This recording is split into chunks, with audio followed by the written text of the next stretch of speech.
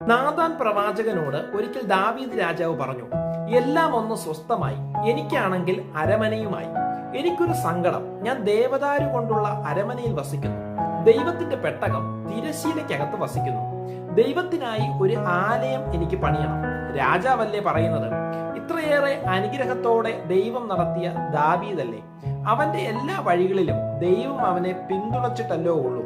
പിന്നെ പ്രത്യേകിച്ച് ദൈവത്തിനൊരു ആലയം കൂടാകുമ്പോൾ കണ്ണും പൂട്ടി അനുവാദം കൊടുത്തേക്കാം. ദൈവാലോചന ചോദിക്കേണ്ട ആവശ്യമില്ല.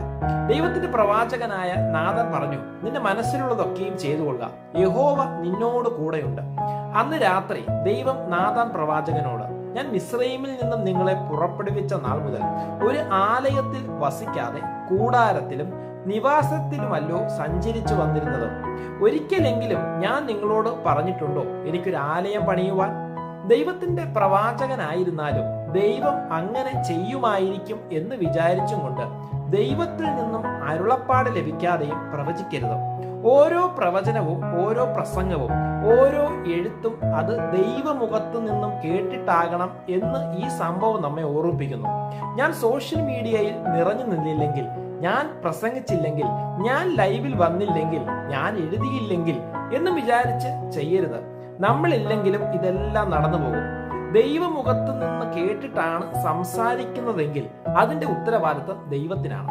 എന്നാൽ എന്റെ തോന്നലിൽ നിന്നാണ് പ്രവചനമെങ്കിൽ അത് എന്റെ മാത്രം ഉത്തരവാദിത്തമായിരിക്കും.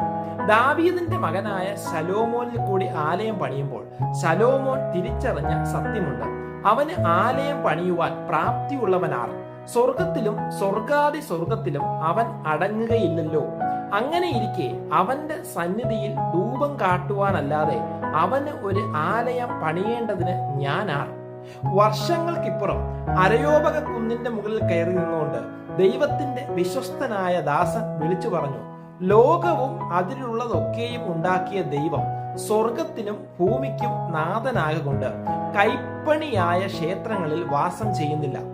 കോടിക്കണക്കായ പണം ചിലവഴിച്ച് മാനം മുട്ടെ മത്സരിച്ച് പണിതെടുക്കുന്ന ദേവാലയങ്ങളിൽ ദൈവം വസിക്കുന്നില്ല എന്ന് നമുക്ക് വ്യക്തമായ അറിവുണ്ടായിട്ടും നാം അതിനായി കോടികൾ ഒഴുക്കിക്കളയുന്നു. ദൈവം വസിക്കുന്ന ആലയമാകുന്ന മനുഷ്യനിൽ ഒട്ടും നാം ചിലവഴിക്കുന്നതുമില്ല.